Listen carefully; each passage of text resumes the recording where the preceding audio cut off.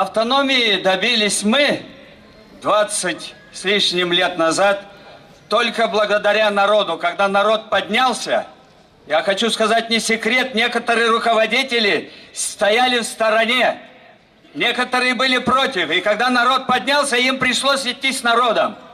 Так вот, сегодня власть ничего не сможет сделать без нас. Мы должны подняться. Мы все должны подняться, объединиться. И я говорю, что мы в воскресенье народное движение Гагаузии, это те люди, которые создали автономию, это движение создали. В воскресенье в 10 часов вот здесь проводим митинг.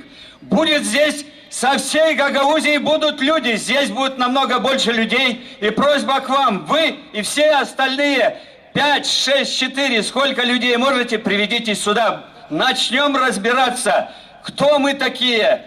Люди или нас этнической группой будут считать, а не народом. Благодарю вас. Молодец, молодец.